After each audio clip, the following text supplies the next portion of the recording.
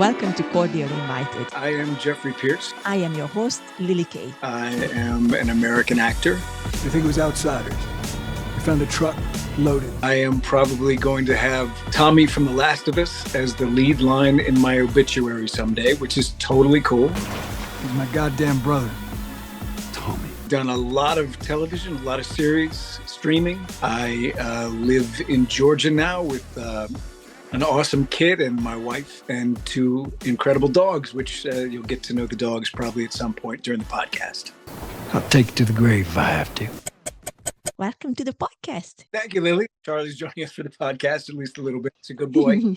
He looks like a good boy. Oh, there's another one. Yeah, that's a blue in the background. Hello. Go to bed. Look at those puppies. Oh my God. I'm going to be distracted by the dogs just saying in advance. Don't act with dogs or children. It's dangerous. Good to see you again.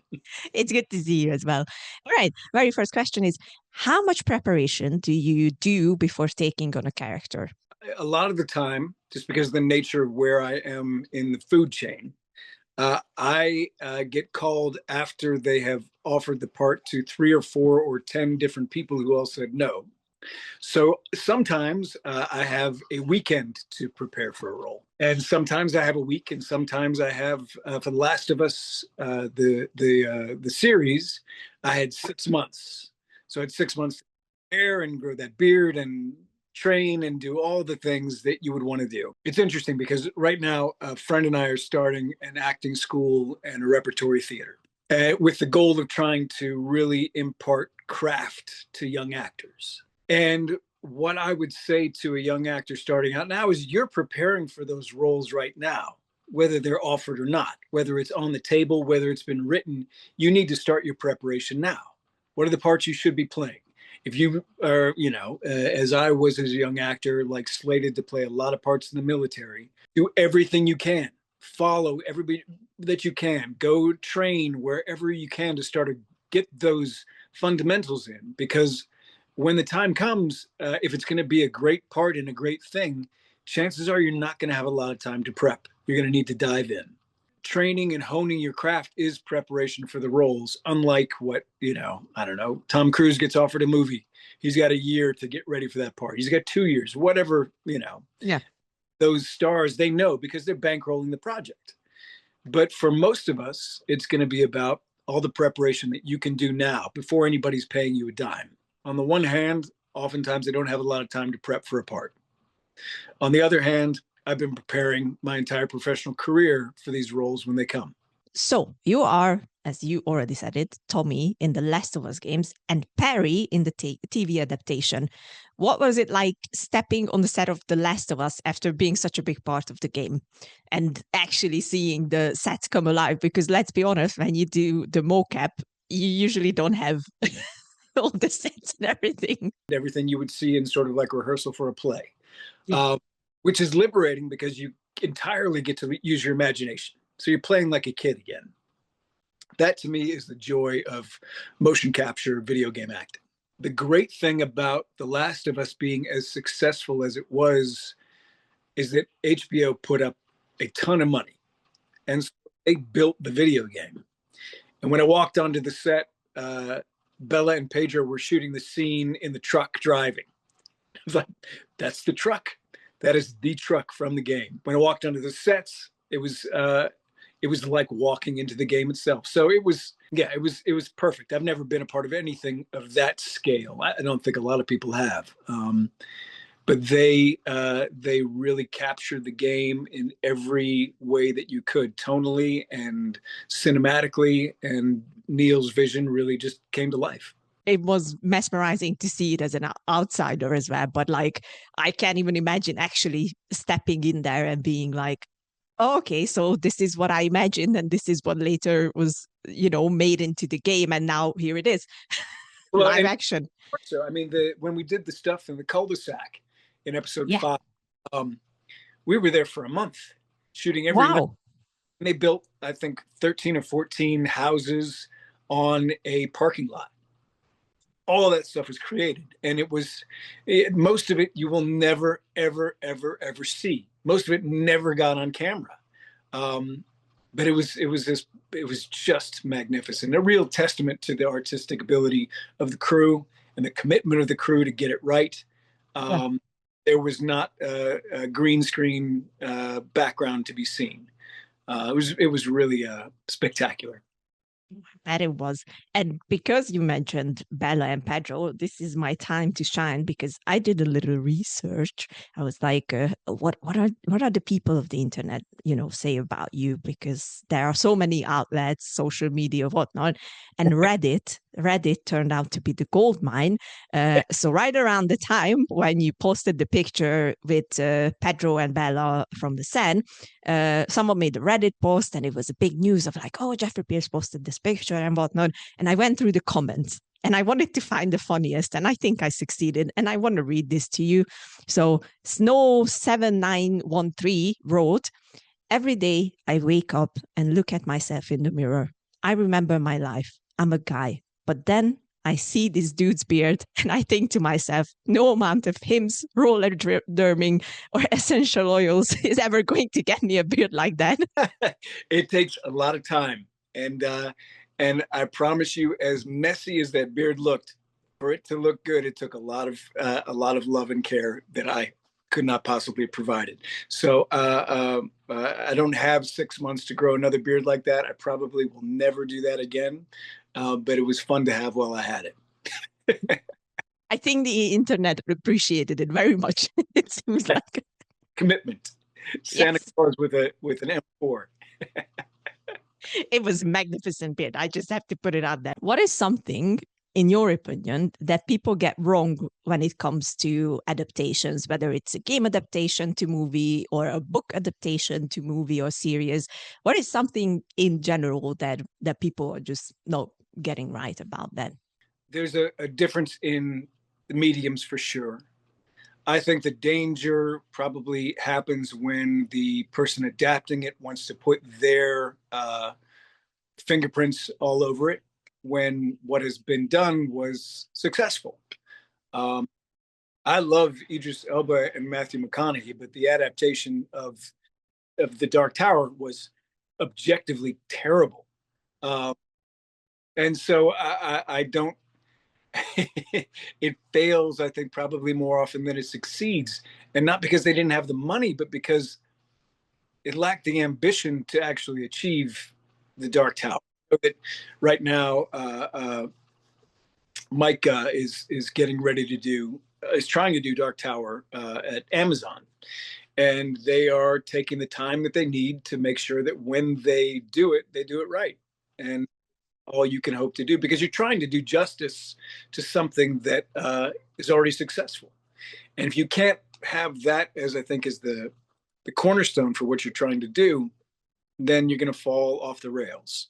I mean, they had to make changes in season 2 of The Last of Us because of changes that they made in season 1. I don't think in any way it made the story not as good, but it changed it. And I think that's fine, because in this specific circumstance, because otherwise you don't get to see Isabella Merced, who is just absolutely extraordinary, so good, do all the things that she got to do and drive that story and really ride with Bella in ways that you don't quite get to do in the game. Mm-hmm. And so, it all depends upon who's behind. Like, am I trying to serve what already exists and improve it, or am I trying to chart my own course and tell my own story through this other medium? And I think the second one is vanity, and the first one is because the story impressed you enough and moved you enough that you want to try to repeat that on a bigger stage, I guess. Mm-hmm. I think when it comes to the audience point of view, when it comes to adaptations, a lot of people don't seem to understand that, like, adapting this big of a book or a game that you need 27 hours to finish is never going to be exactly the same as it was, or as you imagined it while reading it, or as you've seen it while you played it. I think that's, like, on the audience part, something that is still like but I want the same, because why couldn't they put this in and why couldn't they put that in? And it's like, it's not the same. You have like 50 minutes if you're a TV series per episode, and however many episodes you get. And then in a movie, you're even more limited. Yeah. Like, I would say for a book that you just say, okay, we're going to do 40 episodes or 50 episodes. We need 50 hours to tell the story, and that's what we're going to do. And if we can't get the green light to do that, then we're not going to do this. You know? And even then, it's like there will be things that will be left out. Sure. You have to prioritize what's going to be cinematic and tell stories, especially when you're going from a game to a passive experience. 100%. So I think definitely what you said as well, but from the audience point of view, it's like it's never going to be exactly the same or exactly as it was written or designed for the game, because it's completely different media. So people understand, please. Because Yes. it's been driving me a bit nuts when people complain about like, oh, but this very tiny detail was missing, and I'm like, yeah, you're not going to put everything in. It's just not possible. No, it's got to serve the story. I mean, that's exactly. That a game has to serve. You have to keep getting tested, and you have to be able to sort of like hit those sort of emotional endorphin levels to keep you going in solving the game. Well, in film, you're not trying to solve the game. You're just trying to have an experience, an emotional, visceral experience. If the story provides that, then it's done its job. Yeah, exactly. All righty. We're still going to stick to The Last of Us a little bit because I don't think when we had you on my other podcast, To All the Films You Judge, before we asked this, but did you give any advice to Gabriel Luna, who took the part of Tommy in the TV series? My only advice to him was after we had shot, and I just said to him, look, this is a moment for you. Keep your foot on the gas. Make it happen. Like, you're going to have opportunities based on this. Don't back off. And he hasn't. He's doing great. And he did a brilliant job as Tommy. I really, really enjoy his interpretation. And I think he's to be fair, for me, he's quite close to what you were doing in the game. So I was like, I'm honestly very happy with everyone. Yeah, he nailed it. It would have been really weird if he had given a completely different performance. But I guess I would have had to be fine with that too. I guess so.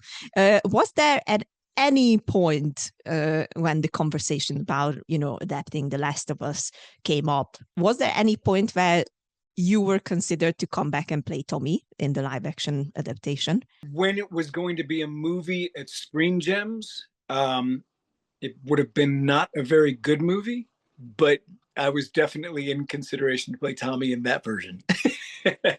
But not in the series. Not in the series. No. Okay.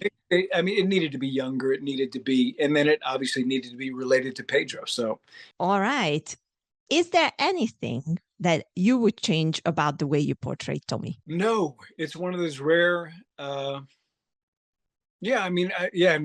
not a thing. And I certainly hope I get to finish his story at some point, and I think that I probably will. But that all depends on what Neil and Naughty Dog, what their timeline is and what they want to do. I love where we got to take him, and I love where we left him, and I love the possibilities that exist to keep telling that story. So we'll see if that comes to fruition at some point. In your head, do you think that Tommy is ever going to get a happy ending?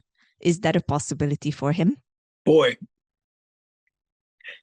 I'm not sure. This is going to be dark. I'm not sure that there are happy endings unless you die having a wonderful dream in your sleep. Yeah. End is never pretty. I've been, unfortunately, the past 2 or 3 years around some endings, and it is not a beautiful thing. You have to find your own peace, I think. And you have to be at peace with the fact that the ending is not going to necessarily be in any way the quiet, gentle goodnight that you would hope for. And I don't think in the world that Tommy lives in that there are sort of like happy endings. And I'm not sure in the world that we live in that there are like real, happy endings. So I think that what I would say from this place in my life is that the key to happiness is being happy now and being at peace now, And when the time comes that the end comes, it's going to be what it's going to be. And so I would be hopeful that Tommy could reach a place. And I don't know if this is what the story will be when Neo comes to it, where he's able to deal with all the things that he's done and seen and things he's been a part of, and get back to where he was at his sort of rebirth in Jackson. And I don't know that he'll get to that place, because I'm not sure that that's the story that the world needs right now. I think we need to understand and maybe take a little bit deeper look into the ugliness, so that we can see ourselves for who we truly are, so that we can maybe come to peace with our past and come to peace with the present. And so the future is not something that we just cling to as maybe there's happiness and some, peace out there somewhere. We have to find, I think, until we deal with the past, until we come to the present in a sort of very in the now way, with a clear understanding of history and how we got here, I think we're pretty fucked. And I think that we need to embrace that story as a race of beings. We need to accept that, and then maybe we can change. But I would say 80% of us are walking around in constant delusion about the state of the world and the state of our lives, or just our own personal worlds, and our lack of connectedness to each other. Until we come to terms with that, we deserve dark stories that force us to understand this is who we are. Because only by recognizing that can we change, I think. That's good. That's good. And I like that you shared that. And I think this is a good point to jump over your book series, The Reckoning. My very first question with it is, how long did you have the idea for these books? And how long did it take to actually sit down and start writing them? Well, I had the idea for the first half of the first book for about 10 years in written form.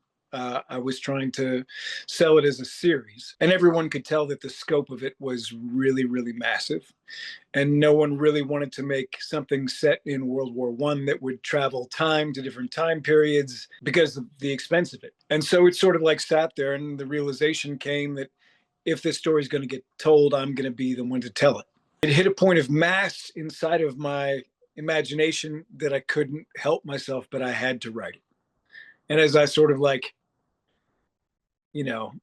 tiptoe into book 5, I can feel the mass and the emotional mass behind this story sort of getting ready to fight its way to the surface. And so I feel like when I start writing book 5, it'll happen really quickly, but it has to sort of build. And then then you're just sort of running on your subconscious. You're not actively forcing yourself to create. You're just like, okay, here it is. All of the feelings, all this sort of like new information that I've, ingested in the world is going to focus into this this arm of the storytelling. Would you say that it's true or false that the more you write, the easier it gets? It's such an interesting question, because your feelings do not want to sit down and write. Your emotional sort of like being, your sensitive sensory self does not want to force you to the keyboard and sit there for 2 hours just pouring it out and editing. There's no part of you that wants to say yes to that. So on a given book, the more calloused you become by forcing yourself to it and trying to get there before your brain is fully awake enough to have an emotional response to, I'm sitting here again trying to make myself right. Yes, it does get easier. But once you've laid down the final edit, it's just as difficult to get back there to write book 2 or 3 or 4 or 5, because you have to overcome that emotional hurdle of, Jesus Christ, I don't want to fucking do this. I really don't want to do this. And once you can get that voice to shut up, then you can get in and do the work. But it's a process. And thinking about that now, because it's thinking about teaching, you're trying to get actors to be sensitive and vulnerable and emotional and release all the tension that protects them from those feelings. Then you're trying to get them to be like, now be a fucking professional and don't let all those feelings and all the things that we just unleashed make you act like an asshole on set. Like you have to find a way to bridge that gap. You have to be free and vulnerable and emotional, and you also have to be a professional and handle yourself like a pro and recognize that the feelings of the character have nothing to do with your feelings as a human being. And so you have to sort of uh, find ways to release and have control this at the same time. But you can't be just a fucking stoic because you need to be able to have feelings and experiences. So it's the same, I think, for any artist. You're trying to force yourself to the table with vulnerability, and then you're trying to unleash that vulnerability without letting that vulnerability shut you down. It's a fine line. It definitely is, for real. Do you think it's easier for men or for women to find this balance? What do you have any experience with this? I would say, as a rule, men are forced to put up a defensive posture for fear of being labeled less than a man or less masculine or, emotional or whatever the fuck you would describe it as. And that's the idea of it, that our ability to put up walls and disconnect makes us strong. That's not, like I'm a stoic. I'm getting all this philosophy from fucking Instagram. That's not really what Stoicism was about. The idea for Stoicism initially is you're having all these feelings, you're having these emotions. Yes, you can have them, but you have to find a way for them not to paralyze you. So, yeah, like you want to experience life fully, but you don't want to shut down. And the irony is that Stoicism is the father of therapy. Like this sort of like the attack of it is about, okay, I'm having all these experiences. How do I have these human experiences and still get up and get out of bed and go forward and deal with them on a moment to moment basis?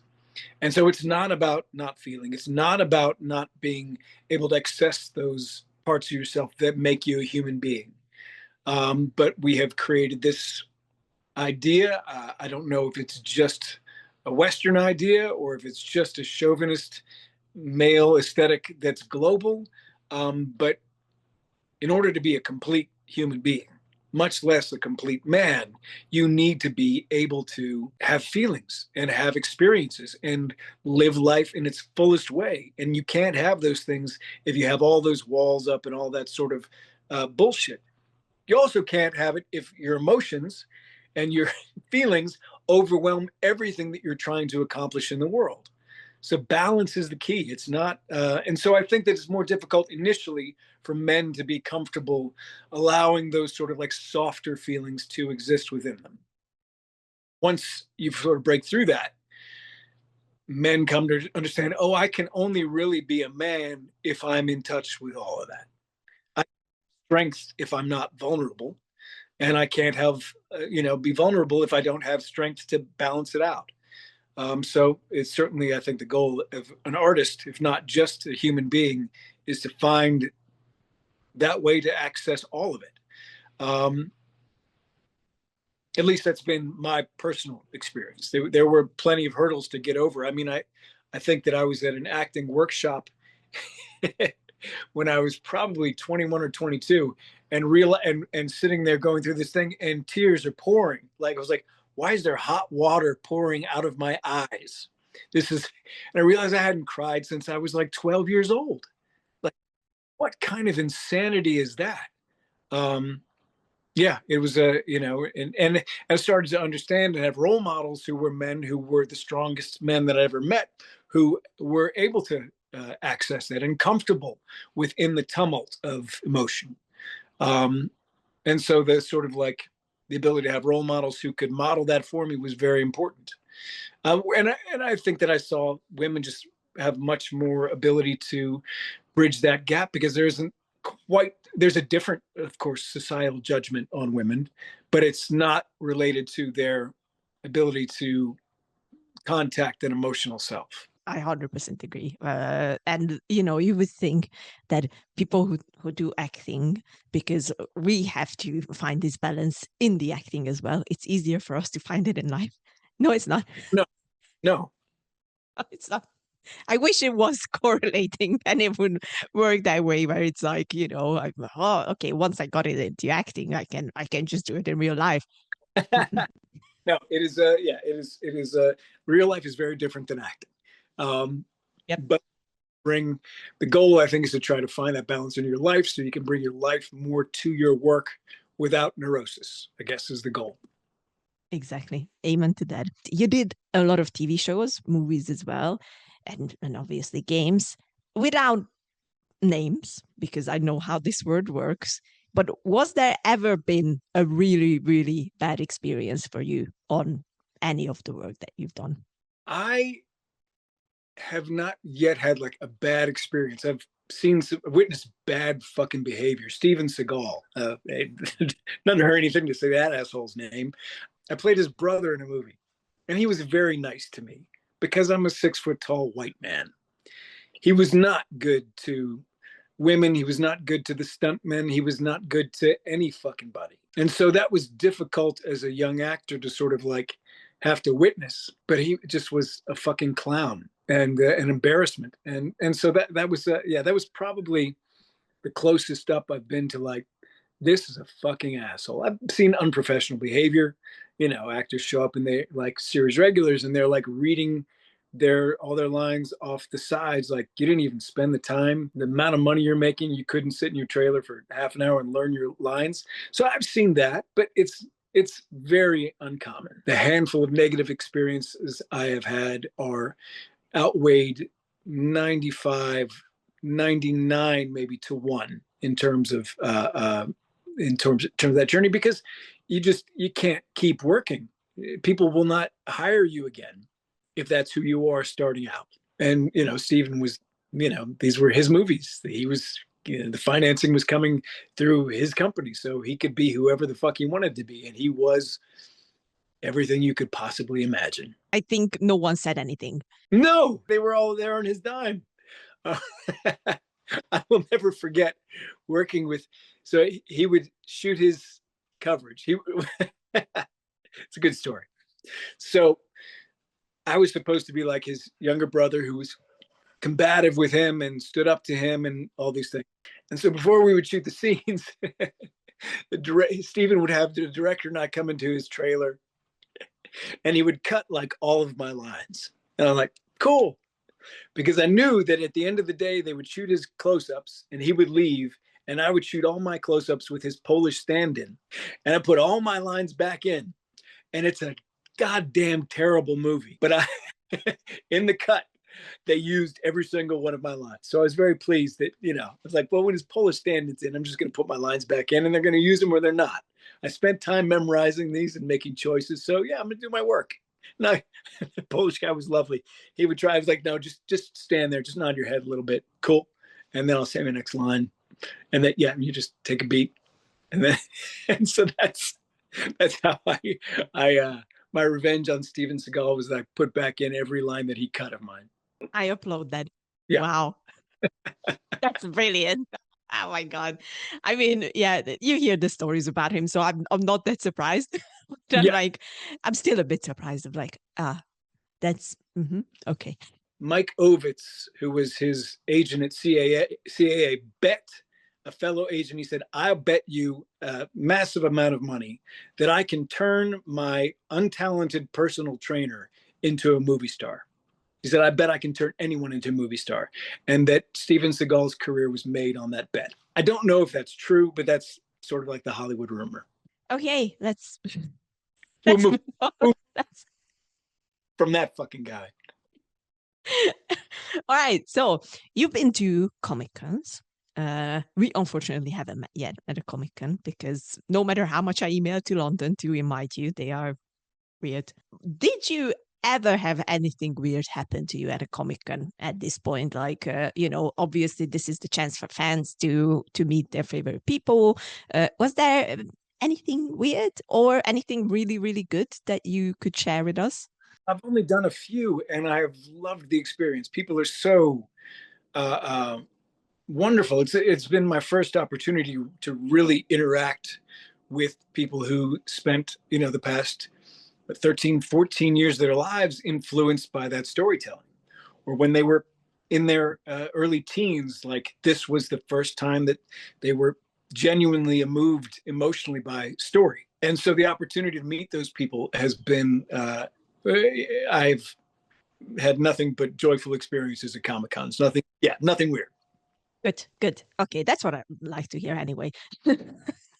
It's nice to hear that, because I personally witnessed a few of like, it didn't meant to be weird, but it ended up being weird. And because that's the next question that I have written here, I'm just going to tell this tiny anecdote where a lady was in front of me of the line for one of the voice actors, and she said, "You did a really good job despite being a voice actor."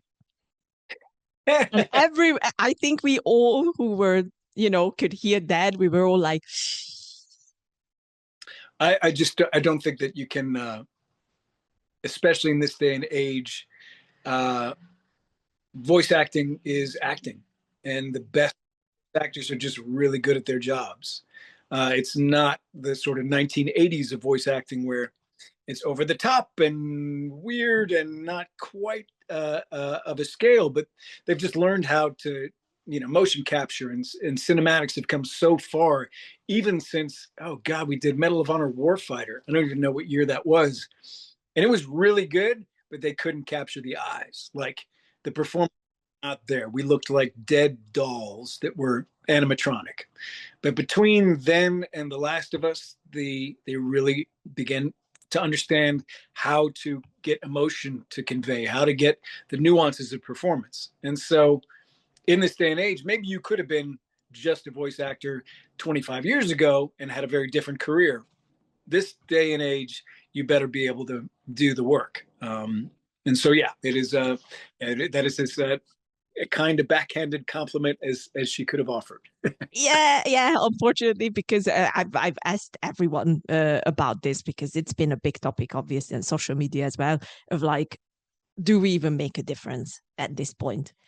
I know that Norman Reedus had to do most of his stuff, even his motion capture, face capture, in a booth, in a recording booth. So you have to be able to perform, whether you're in a soundstage or in a booth itself, depending on logistics, because he's obviously doing Walking Dead and going downtown to Atlanta to work, and they have to do a whole face rig on him there. It is you have to be able to bring it all the time. Do you play the games that you are in? Are you a gamer at all? I can't claim to be a gamer, but I do play the games that I'm in. That's sort of my agreement with my wife. Like, Sony sent me a PlayStation 5 and I can play games, but they should be the ones that I'm in. I have violated that on occasion, but no, I do enjoy games. I think it's a great opportunity for storytelling and experience. And it's important for me because it is part of what I do to try to stay on top of that. I don't, but yeah, if I committed myself to it, I could certainly play 20 hours a day, but I have other responsibilities. Yeah. What do you feel like, or what are your thoughts when you're playing a game and suddenly there you are, and it's Oh, I did. I popped into Call of Duty's Black Ops 6, I think. Like at the end, they were like, "Hey, man, would you come and do like, I don't know, 3 days of work for us, just a bunch of voice stuff. You can do it from your closet in Georgia." I was like, "Yeah." And so I had like they sent me the game and I played the game, and I was like going around and hearing myself in all these different conversations and like this ballroom and stuff. I'm like, man, I'm pretty good at this shit. Yeah, I like that. Awesome. Good. Because I think it's famously Samuel L. Jackson who said that he's watching everything that he's in, like he's watching his own movies, and I think that's important. Like I don't know about you, but I am my biggest critic. So I even when I do stuff that are like art or whatever, if I'm not gonna look at it. Yeah, I think objectively, you have to be able to watch it. When I was a young actor, I worked with Al Pacino, and he doesn't watch any of his stuff. Like, he refuses to. And so I understand that, that maybe that works for you.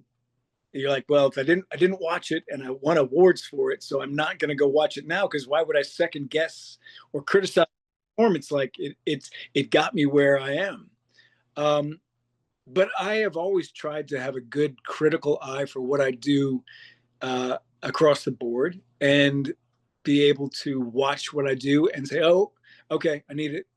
I would have preferred had I done this, or make course corrections, because I don't know how you can objectively chart your own path or make improvement on your craft without being able to not judge it, but to critique it and say, okay, I see what I'm going for there, and it didn't happen. What do I have to do to make that live? And it's served me well. I am better at my job now than I have ever been, but it's because I can look at it critically and make adjustments without getting or judgmental. Not everybody can do it, but I'm able to watch my work and say, okay, good. That is what I was going for, and I did exactly what I intended to do. It showed up on camera, and they caught it in the editing room, and that's all you can possibly hope for. But yeah, no, it's been an important part of my journey to be able to be not neurotic about watching myself or hearing myself perform. Between the release of The Last of Us 1 and 2 are 7 years. Production was also at least 7 years. What was different between the two recordings? Did the tech for the recording change a lot, or did the process of how you recorded it change a lot? What was the biggest difference between the two productions? The biggest difference was face cameras. On the first one, they shot a lot of coverage with cameras, and then the artists at Naughty Dog brought all of that to life. They didn't want to do the face cameras because I think at the time, probably technically, they were just not quite where they would get to by the time we did the second game. Second game, helmets, cameras up close, the full 9 yards. And you could feel the pressure. The first game, there was no pressure. We were just going to try to be great. But you could feel the pressure of the success of the first game weighing on everybody to a degree, because like, holy shit, we have to, now there's a bar, we have to get over that bar, and we did. I mean, that second game is chef's kiss. Like, it takes the first game and elevates it in ways that are extraordinary. But you could feel the heat, you could feel the sort of like constant processing, which we did not have that sense at all in game one. We were just, we didn't know better. We were like, this can be great. Second one was, holy shit, this better be great.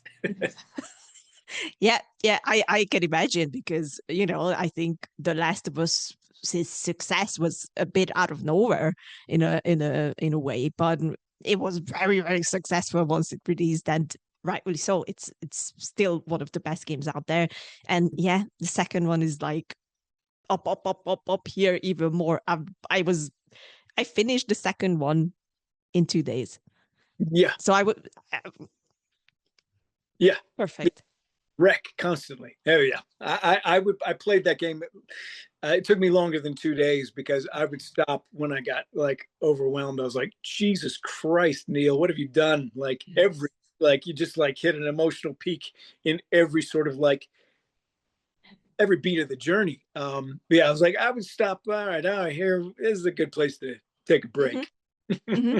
I probably should have done that, but it was during COVID that it got released, so we were already at home, and I was like, I'm here and I'm crying anyway, so why not keep going? Exactly. I might as well just continue to torture myself. What's wrong with that? Yeah. Easy peasy. Yeah. All right. Still connecting a little bit to The Last of Us, but it's also in general about recording. It's a weird one, so be prepared. Does the length of your hair influence the recording itself? Thankfully, no. No, it is. It's interesting because I don't know, joke to Troy. He sent me the most lovely message after he got to see episodes 4 and 5 of the series. Like, really, it was lovely, and I replied to him. I was like, "Yeah, man, you just got to sit back and let the beard do the work for you." Like, there is an element to being able to, when the costume is right, when the hair is right, when the makeup is got sort of the right weight, but you can't see it, and the beard is there, and all that stuff, all of those little things that you do, and all of the kit, it has the right weight to it, that you have less work to do because you can just be in the experience of all of that. So there is certainly something to be said for letting the choices you make in all of that as an artist just be there and help influence all of it. For voice work, nah, it does matter. You hear, put on the cans, and you're in the space, and you're in the character, and you're just telling the story. So yeah, that does not have an impact on that, but it's certainly, I mean, those.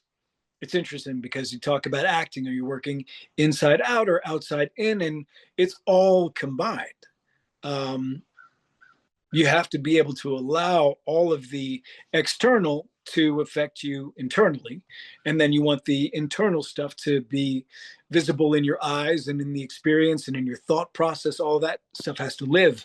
But in front of a camera, all of that stuff has to work together.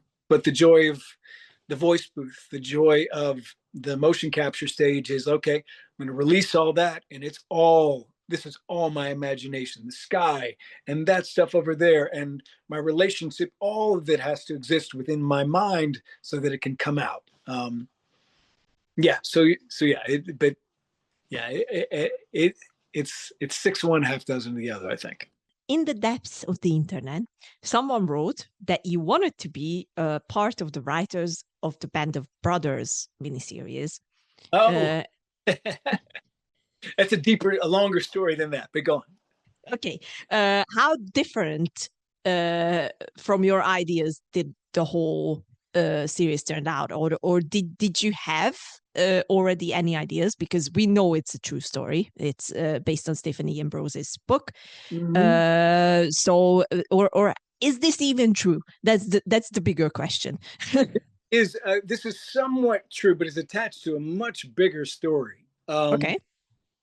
I will try to keep it as brief as I can. It had to be turning. I think it was turning 2000, and I was a struggling young guest star actor in Los Angeles, and I remember that I think that the release in the trades of the fact that they had picked up that book, there was going to be Tom Hanks and Steven Spielberg and Tony Toh, and all these guys were producing this World War II miniseries. And I knew that my casting at the time was young American, and my sort of face lends itself a little bit to the 1940s, 1930s Americana world. And I went and I bought the book and I read it and I picked the character that I wanted to play. And I remember telling a buddy of mine on New Year's, I said, I don't give a fuck if I only audition for one thing this year. It's going to be Band of Brothers, because this is the kind of thing that would change a career, to be a part of that story and to work with those guys. And so I don't know if I had an audition between then and August when finally they released a breakdown. And it was totally illegal to get breakdowns. It still is, I'm sure. But I saw, through a friend, I got the breakdown for the part, and I knew the character that I wanted to play from having read the book. And I had my manager reach out, and the casting director said, no, he doesn't have the credits. We're not going to audition him for this. But I had been doing some writing, and what had gotten me any attention at all in Los Angeles had been a World War I movie that I wrote. Got me my first manager and got me my first agent. And, it was ironic that the literary world was what got me taken, seriously at all as an actor. So the casting director shut him down. No way, we're not seeing him. Nobody with his few credits, nobody that green is going to be in this project. So I could have taken the no, but instead of that, I said, okay, I've written, I've been in acting class, I've been working on these kind of parts. I have at least 2 of the costumes for this. I'm going to write a monologue for my character from the before the war, from the middle of the war, and from after the war. Talked to a friend. I was like, I'll come and boom mic at your company. He did he shot reels for actors. I'll come and boom for you if you'll shoot these 3 auditions for free. And this is when nobody was self-taping. Nobody had a camera on their phone. Nobody was recording their own auditions. So I popped in. We shot like 1 take of each monologue. I boomed for him for 8 hours, then got the tape, went and recorded it, got it put onto VHS. Was really proud of the work. I was like, this is wonderful writing. The acting totally works. I nailed these 3 ages for this character, and I drew from the book itself to create it. Had a great West Virginia accent. It was chef's kiss. And then I went and I got 101st Airborne model figures, and I hand painted them, and I got little cases for them, and I mounted on stands, so these little hand painted 101st Airborne characters. And then I got my mom sent me a postmarked card from 1941 with a buy war bonds stamp on it, and I made copies. And I got a copy of the LA Times from D-Day from another friend, and I scanned it and turned it into a card, and then wrote notes to Steven Spielberg and Tom Hanks and the casting directors and said, look, I really just want to come in and read for this. Here's a VHS tape of my performance, and here's this, little figurine for your mantelpiece. And I took them all around town and handed them all off. And I thought, this is a great risk. I will never audition for any of these people again. They're going to be so fucking bothered by this actor over pursuing. But I felt it, and I knew that the work was good. I knew that what I had put on tape was of a professional standard. And the replies were all just silent, nothing.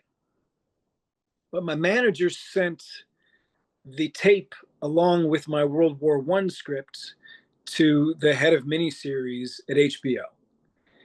And she watched the tape, and she read the script, and she called my manager, and she said, this is extraordinary. I have to meet this guy. This sort of passion behind this, along with the quality of the work, of the script and of the acting, is something that I got to meet him. So I went in and we talked for an hour, and it was lovely. And she said, we've got all the script commitments handed out. If anybody falls through or anything comes up, we'd love to consider you for a writing assignment. And you can audition for any part that you want in the miniseries. I said, well, this is who I want to audition for. You said, great, we'll have casting get in touch. Casting was not really excited that I had gone around them to the executives. So I found out about my audition on a Sunday night, and the audition was 9 a.m. the next morning with Tom Hanks. And so instead of getting all in my emotions about it, I just sunk my teeth in and prepped the audition and spent all the hours that I could getting it ready. Showed up, I was the first one auditioning, and the casting director came in, and she later became a great friend and supporter, but at the time, not so much. She said, I see you didn't wear your costumes. And instead of sort of getting deflated by that, I laughed it off and said, yeah, no, that was appropriate for the taping, not appropriate for an in-person audition. And Tom Hanks showed up, and he was in the middle of, cutting weight on Survivor. So he was skinny again, but with his beard, with his Perry beard. And he walked in, and I walked in, and he was the reader. So I got to act with Tom Hanks. And I was really fucking good. I gave a great audition, and it was lovely. Afterwards, casting called, and we're like, It was a very good audition, but he's not getting the part. He's too green. He does not have enough experience. That's it. And I was really fucking angry for about 5 minutes. And instead of getting sort of consumed by that, I called my manager and I said, get rid of my, I've got like guest stars and bad independent films on my reel. Throw that in the trash. Anybody wants to see what I can do, send them that VHS tape from Band of Brothers, because that's the work I'm capable of. He said, okay, you got it. That tape got me cast as John F. Kennedy Jr. in a miniseries. First person to play John F. Kennedy Jr. It got me attention. I went, shot that in Montreal and came back, sat down with the people at Paramount, the heads of TV. And a week later, I booked my first series regular job with Ed O'Neill and Titus Welliver and Henry Winkler and Carrie Ann Lowell and just like, Michael Madsen on a show called Big Apple with David Milch. The casting director who cast Band of Brothers called my agent. She said, I'm watching Big Apple and this actor comes on and he's fantastic. And I thought, where was he when we were casting Band of Brothers? And my agent's like, right under your nose. That's exactly where he was. And the sort of like the irony of all of it was that Donnie Wahlberg got the part that I wanted in Band of Brothers. And he was a series regular on Big Apple. And Donnie and I were talking one day and I said, God, I wanted so much to be a part of that. And he was like, worst experience of my life. Like I was there for 13 months. Half the time you're just an extra. He's like, I just had a kid and like, I'm away from my family. He's like, it was fucking terrible. It's like, I think I would have enjoyed it more, but I understand where he was coming from. But yeah, it is, things happen the way that they happen. And like we were talking earlier, like it's important to be able to allow yourself to be vulnerable, have feelings, have emotions, have experiences. But if I had allowed that side to overwhelm the other, I'd have been fucked. I would have stopped at the first no. I would have been so depressed by the casting director saying we're not going to audition him to begin with that I would have laid down and died right there. And I would not have a career.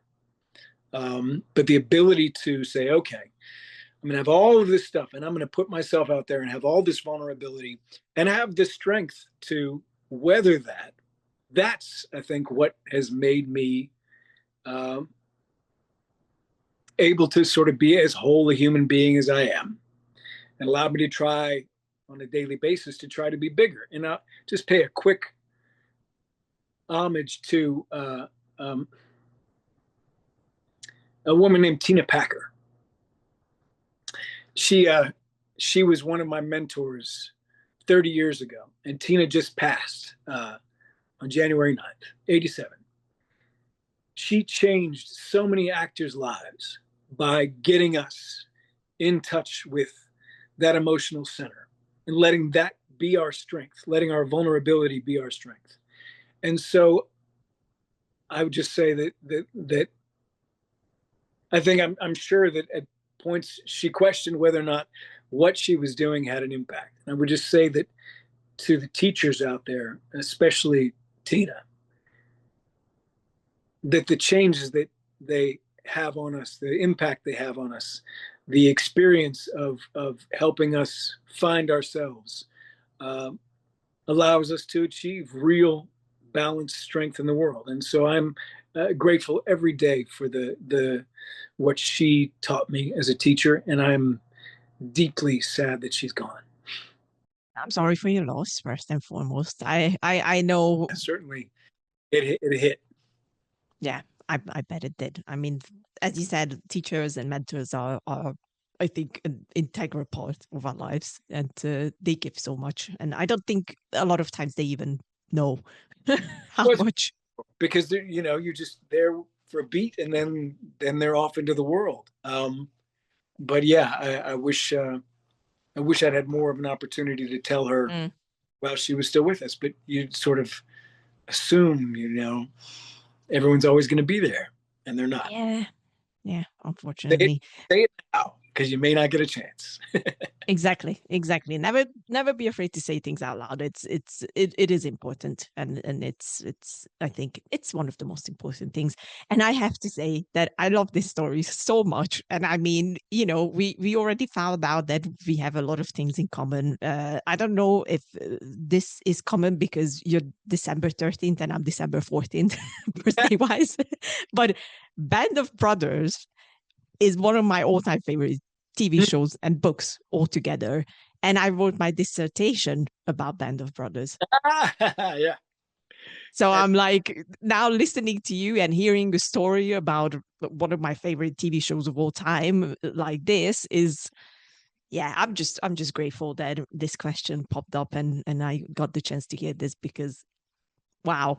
I mean, it's an interesting time to talk about that period because it really is the last moment where America could look at itself in the mirror and say, we're doing the right thing. We're the things we're doing are for the right reasons. We have had such a dark stretch and we were on such a dark tear before then. That sort of the sacrifice that those guys made is what we have to go back to now, because they built the world that became the 1960s, that became the civil rights movement, that became the best of what we can offer, that Americans can offer the world. And we are beset by these scumbags who would take that period and the period that came after and erase all of it. And they've been trying to do that for my entire life. So I think we have to hold on to that as the example of courage and the standard of how we ought to be in the world. Because there are forces that are hell bent on erasing all of that. It's an interesting time, as I said at the beginning. It truly is. All right, one last question, and then we're going to play the game. It's a very important question. Still, a lot of people don't know how it works, so I think it's important to hear it from someone that actually does it. When you do recordings, do you do them in a dialogue with the other actor? This is obviously game specifically. Or do you only do your lines and someone is reading it for you? Or is there anyone there, following you through the recording itself? We generally, when we go into the recording booth, we've already done, in my experience, we've already done all the motion capture. So we're going back to heighten lines or to re-record lines or to do to match a moment or to add a line in. So most of the time, sometimes there'll be like Last of Us Part 2. I was in the booth with Troy. I was in the booth with so sometimes that we do get to do that. Mm-hmm. But in general, you're alone and you're with your imagination and recall of what happened. So it's just repeating like you would a play. You're like, okay, cool. So we're popping back in here and I can hear a reference if I need to. And it's fairly, I've never had problems sort of getting back to that moment, if that makes sense. So usually you're alone with your thoughts in the booth. But you've done the performance already, so you're just getting a chance to come and repeat and get back into it and look for that feeling and match what you were doing there. Then this was the questions part, and now we're going to do a tiny little game. It's called Know Your Co-Stars. And how it's going to go, I'm going to read out some facts, and hopefully you can figure out who I'm talking about and what you've been working on together. All right, the very first one. This actor is now playing one of Stephen King's most iconic evil characters, but he also played in the same series you are in. Who is this actor and what was the series? It's Castle Rock, obviously, yes. And I never got to meet him on the show. But he's brilliant. You never met Bill? I never did. I was very we were like sequestered. The only time I ran into other actors was like in the elevator. I obviously got to work with Sissy the whole time, but I never got to meet Bill. I never got to like go to like a table read or anything like that. I was like stuck in a hotel room in Camden, Massachusetts. No. But yeah, he's brilliant. He has recently been in 2 sci-fi epics, The Mandalorian and Alien Earth. He's also the lead in a series you appeared in. Who is he and what was the series? Who was in Alien Earth that was also in The Mandalorian? Oh, Timothy. And what's the series that you were both in? Justified. Yeah, I got to arrest him. I got to take his hat off, which he was not excited about. He did not like that. No, not a fan. He played Lucifer in an iconic series that lived to see 15 seasons. He's also in the same series as you, where genetically advanced teenagers try to hide from a military group. Who is he and what was the series? B. Mark Pellegrino, the Tomorrow People. Yeah, Mark's something else. Good man. He plays the brother of a treasure hunter, but he's also your brother. My Troy, my brother. He was running from dinosaurs 3 times already and known for not liking children in movies, obviously not in real life. He also played a role in a series with you. Who is he and what was the series? Sam Neill and I did an amazing pilot episode for a show called Alcatraz. Yeah, Sam is just a treasure. She won an Oscar for her role as the mom of Tonya Harding. But before that, she worked for the President of the United States in what considered to be one of the best TV shows of all time, and which she also guest starred in. Who is she and what was the series? Allison Janney. Yeah, I was so starstruck when I got to meet her, and still am every time I see her work. The Diplomat, she's so goddamn good at that now. We come to the last one. I mean, I think you won already, but let's do the last one as well. She plays many roles in this ongoing series that adapts the most famous role-playing game to our small screens. She was also like a daughter to your game brother. Who is she? Ashley. Yes. Yeah, the queen. The best. The queen. I think you won, Jeffrey. I'm glad. I was sweating. I was like, God, I feel so bad if I can't name anybody. You got everyone. It was easy peasy for you. That's what I was hoping for, that I didn't make it too hard. But I think we both nailed it. All right. Well, this was really fun, as it always is. And it was nice catching up with you. If you can maybe spoil anything that we can see you in, or what is coming for Jeffrey Pierce this year? I can't spoil anything. I think a really, really cool film in July, but I can't spoil it.